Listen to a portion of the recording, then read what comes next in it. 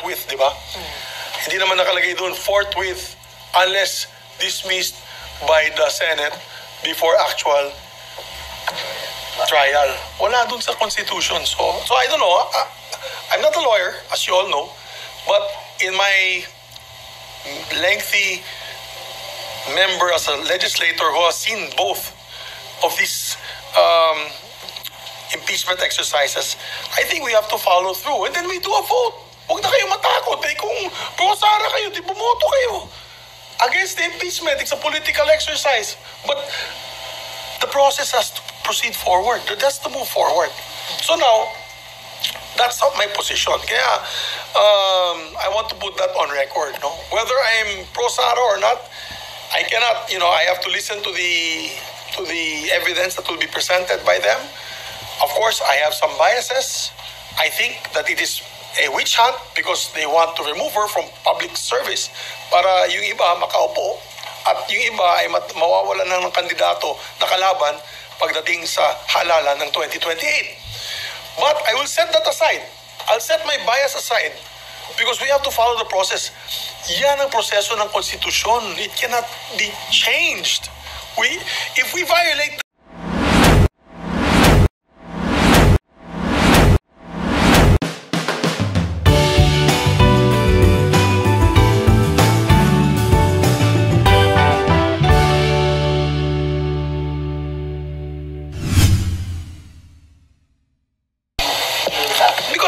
remanding is just trying to get an answer from them on the issue on constitutionality.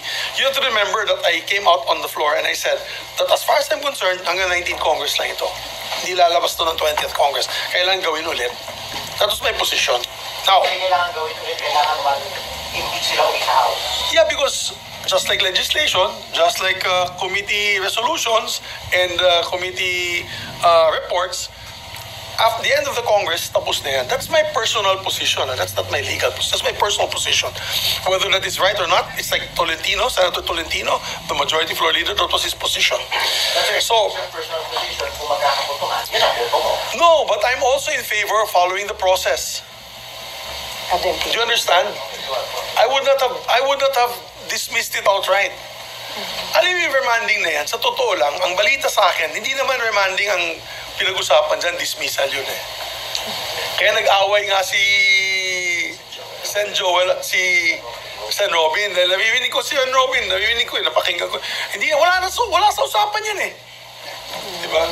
So wala sa usapan. So, ibig sabihin, siguro may pinag-usapan sila.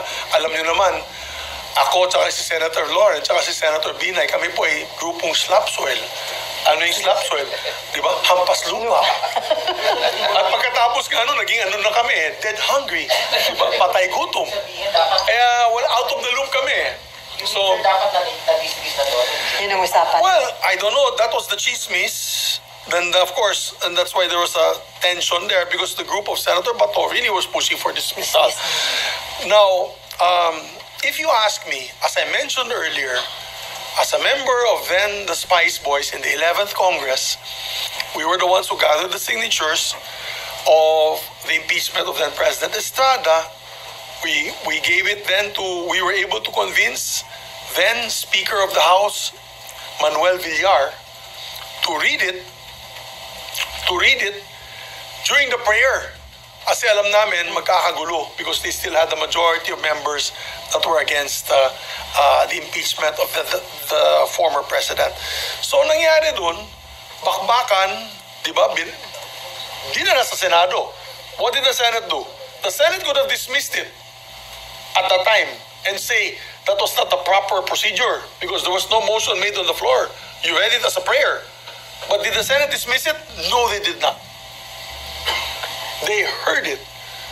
My point is, it's not about my personal opinion if she is guilty or not, the Vice President.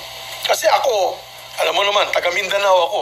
Yung tatay ko hindi pumirma sa impeachment as former congressman. And we became heroes for it in Bukidnon. Talagang sa Bukidnon, 99% ng tao dun pro-Sara. So ang punto ko it's not about my personal anymore. It's not about my personal opinion or my personal vote on the matter or my personal feeling. know if she's guilty or not. It is the procedure that must be followed. There is precedence. We've had in this constitution, if I'm not mistaken, since 1987, only two successful impeachments. The third kasi, nag-resign siya. Nag-resign si Merceditas Gutierrez. On these two, it was acted upon by the Senate. So, I'm sorry, no? Wala naman nakalagay sa Constitution, nakalagay doon forthwith, di ba? Hindi naman nakalagay doon forthwith unless dismissed by the Senate before actual trial. Wala doon sa Constitution. So I don't know. I'm not a lawyer, as you all know, but in my lengthy member as a legislator who has seen both of these impeachment exercises, I think we have to follow through. And then we do a vote. Huwag na kayo matakot. Eh, kung pro-Sara kayo, di bumoto kayo. Against the impeachment, it's a political exercise. But the process has to proceed forward. That's to move forward. So now, that's not my position. Kaya, I want to put that on record. No? Whether I'm pro-Sara or not, I cannot, I have to listen to the evidence that will be presented by them. Of course, I have some biases. I think that it is a witch hunt because they want to remove her from public service para yung iba makaupo at yung iba ay mawawalan ng kandidato na kalaban pagdating sa halalan ng 2028. But I will set that aside. I'll set my bias aside because we have to follow the process. Yan ang proseso ng konstitusyon. It cannot be changed. If we violate that, then we violate our oath of office when we say that we will defend and protect the Constitution of the Republic of the Philippines. So, definitely, we have to do what is right here. Sir, will you proceed with the trial, yung trial, formal? Yes, no, proceed that. Well, at least, let's invite the prosecutors. Tell them, ano ba yung ebidensya ng... Alam mo sa simbahan, Sunday kasi kahapon, sa simbahan ngayon lang ako nakakita ng mga 4 na pamilyang lumapit sa akin. Ano bang tinatago ninyo? Ano bang ginagawa ninyo dyan sa Senado? Nasisira yung integridad, nasisira ang pangalan ng ating Senado dahil sa wala tayong ginagawa. With due respect, no, to my colleagues on both sides.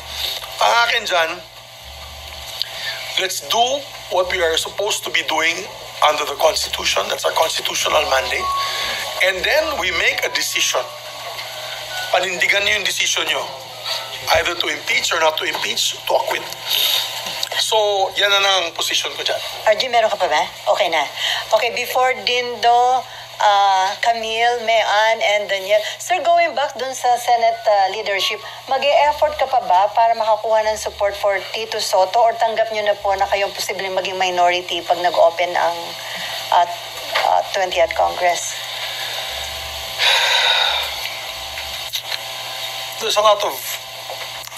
I have a lot of privileged information. Yung mga kumakausap na sa akin na ganito, hindi magandang pakinggan. Kaya hindi ko na lang babanggitin. What are the reasons why they don't want Tito Sen? Why they don't want Ping Lacson? Masyadong stricto, masyadong kaya mahirap ng magsalita kasi ayaw ko naman maipit yung mga nagkikwento sa akin ito.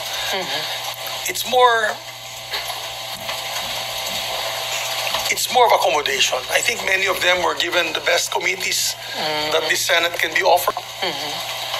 Obviously, our selling point with our group is to be able to repair the image of the Senate, and therefore we want to make it more transparent, especially dealing with the budget. We want to give the committees to those who are rightfully deserving because of their qualifications. Maybe it's not saleable. It's not saleable to the members of this new 20th Congress. Tanggap namin. Ako gusto ko, I started my career as a minority member. I will end my career as a member of the minority. Okay sa akin yun. And then yung group niyo tinatawag na conscience blocks? Well, sabi ni Senator Ping, tinatawag yung conscience block. I call it veterans block. Kasi, to be honest, we don't have naman the monopoly of conscience. Diba? I have members like Congressman Marcoleta or Senator Marcoleta, may conscience din naman yun. So ayoko naman, di ba? Ayoko naman sabihin na kami meron sila, wala. Parang Spice Boys yan eh, di ba? Yung kalaban namin nun, Bright Boys. Eh sabi namin, di naman kami nagpapanggap na bright. Spicy lang.